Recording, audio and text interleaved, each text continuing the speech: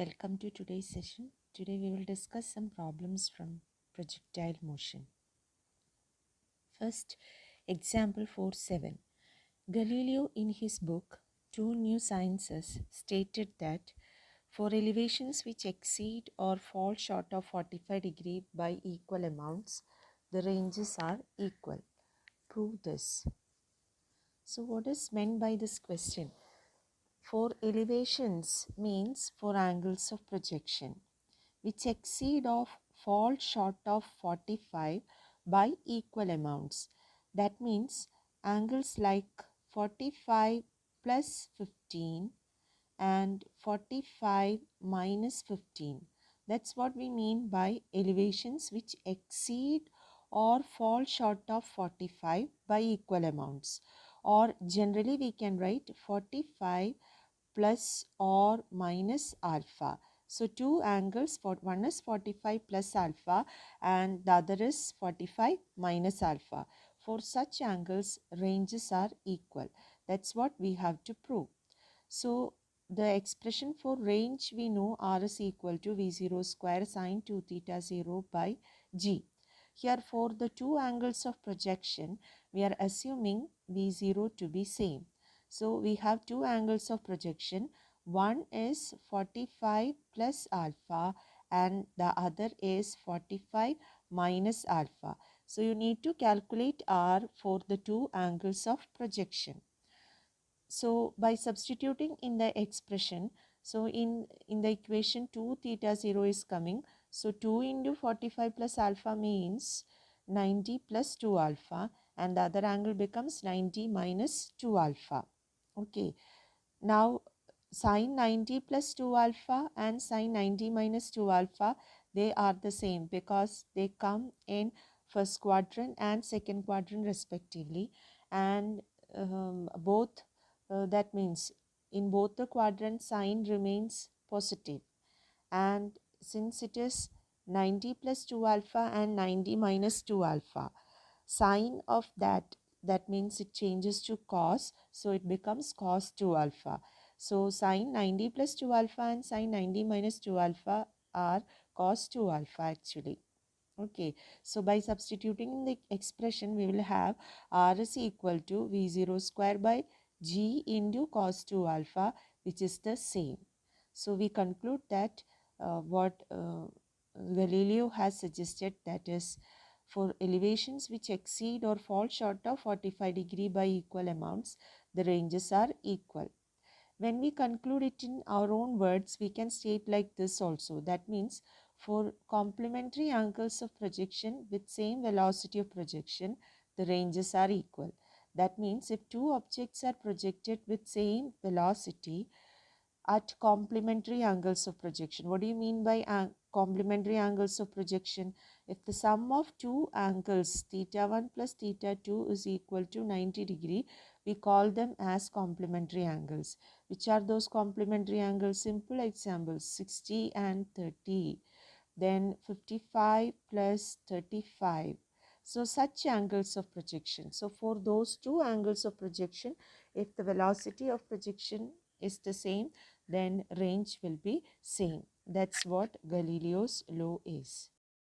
Example 4.8.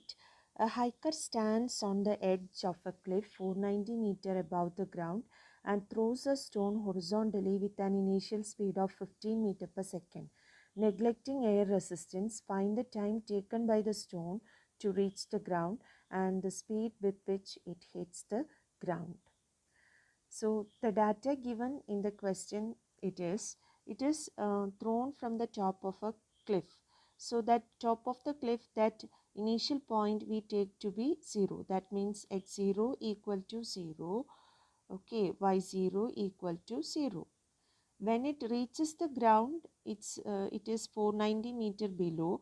That means y is equal to minus 490 meter. So that is the first thing. Now one point here you have to note, that is this is not exactly projectile motion. See, from the top of a cliff, suppose this is the cliff, from the top of the cliff the stone is projected horizontally. So this is the path followed by the stone. This is the path. So it reaches the ground here. When it reaches the ground, its speed we need to find. So when it is projected like this, it is not exactly the projectile motion. The path is only half the parabola. So we have to use the equations for equation of motion in a plane, not exactly the equations of projectile motion, because this is not complete projectile motion. So we have to use the equations for equations of motion in a plane. Okay, like that we have to solve. We are asked to find what is the speed. So we know if the velocity is Vxi plus Vyj, okay, Vxi plus Vyj, the speed is given by root of Vx square plus Vy square. This is the way we can find the speed. So first we should find what Vx and Vy. How will we find Vx and Vy? By using the expressions for Vx and Vy. We know Vx is equal to V0x plus Ax into t, but in projectile motion, that means in this type of motion, horizontal component of velocity is remaining constant. So Vx is equal to V0x, that is V0 cos theta 0. And Vy, you can use the equation V0y plus Ayt. Substituting, we have Vy is equal to V0 sin theta 0 into minus gt, because in vertical direction you have acceleration, which is acceleration due to gravity. So we can find Vx and Vy and substitute in the expression root of Vx square plus Vy square. So we will get speed. So before that we should get what is t. So to get t, we use second equation of motion in y component form.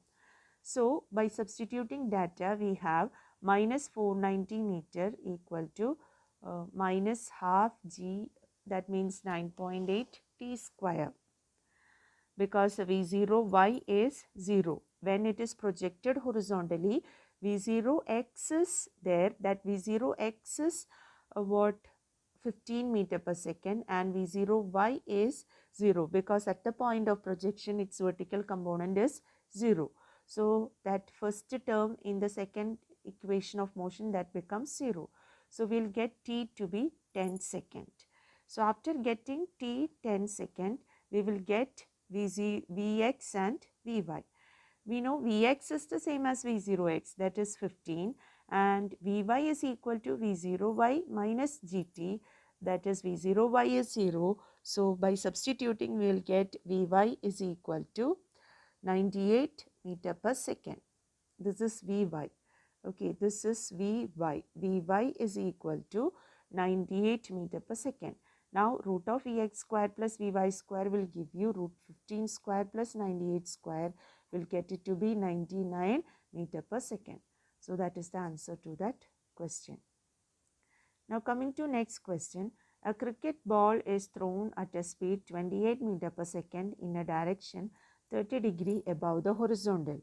Calculate the maximum height, the time taken by the ball to return to the same level, and the distance from the thrower to the point where the ball returns to the same level. So this is a direct question with velocity of projection 28 meter per second and angle of projection 30 degree.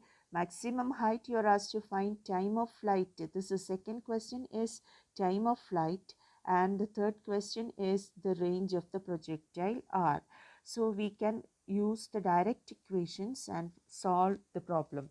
So you will get since theta is 30 degrees, sine 30 is half. You can substitute that and you can find maximum height to be 10 meter, time of flight to be 2.9 second, and the range to be 69 meter. Direct application, do it and find the answer. Now this is a question from exercises, that is 415. The ceiling of a long hall is 25 meter high. What is the maximum horizontal distance that a ball thrown with a speed of 40 meter per second can go without hitting the ceiling of the hall? So ceiling height is given 25 meter, and with what is the maximum horizontal distance a ball thrown with a speed 40 meter per second can go without hitting the ceiling of the hall. So we have h is equal to what? The height of the hall, that is 25 meter. So for maximum height to be 25 meter, what should be the angle of projection? That's what we need to find first. Then corresponding range you have to find. That's what. So first of all, we will use the expression for maximum height. From that, we will get sine theta. Using that sine theta, we need not find theta because again we will be using trigonometric relations now. So from that theta, sine theta, you can find cos theta. Then likewise you can use find the range. That's what. So h is equal to u square sine square theta by 2g. So u is what? U means v0 square. That is our equation. V0 square sine square theta by 2g. V0 is 40. So 40 square sine square theta by 2 into 9.8. By rearranging the equation, we will get sine square theta to be 0.306. From that, you will get sine theta. From that sine theta, you will get cos theta. Using the equation sine square theta plus cos square theta equal to 1. You have studied last year. So, you will get cos theta to be 0.833. So, what will be the maximum horizontal distance? R is equal to u square sine 2 theta by g. That means V0 square sine 2 theta by g. Sine 2 theta is what? 2 sine theta cos theta. So, we have 2 V0 square sine theta cos theta by g. Sine theta we have, cos theta also we have. So, by substituting the values, we will get it to be 150.7 meter. Now next question, again from exercises, that is 416. A cricketer can throw a ball to a maximum horizontal distance of 100 meter. How much or how high above the ground can the cricketer throw the same ball? So maximum horizontal distance is 100 meter. That means maximum horizontal distance means it corresponds to the angle of projection 45 degree, and that R max is V0 square by G. So V0 square you will get 100 G, or V0 is root 100 G. That means 10 root G. Okay. Now for the upward fall, that means upward, when you throw the ball vertically up, so that initial speed is root 100 g, and when it reaches the maximum height, we know its final speed, it becomes 0, that is v is equal to 0, and as usual a is equal to minus g. So in that case, what is that height? That's what we need to find. So we can use the third equation of motion and find that h or s. So we'll get it to be 50 meter. So you can use the equation as you studied, and this equation also you are familiar with. Okay, so do accordingly. So you'll get h to be or s to be 50 meter. One additional question we will do. Find the angle of projection for which the horizontal range and maximum height are equal. It's given horizontal range is equal to maximum height. So we have V0 square sine 2 theta by g, that is the range, that is equal to V0 square sine square theta by 2g, the maximum height. So V0 square and g will get cancelled. So we have sine 2 theta is equal to sine square theta by 2. Sine 2 theta is 2 sine theta cos theta, and simplifying we have sine theta by cos theta equal to 4, or tan theta equal to 4. So from that tables, no, you can find theta to be 75 degree 58 minute. With this we conclude today's session. Thank you.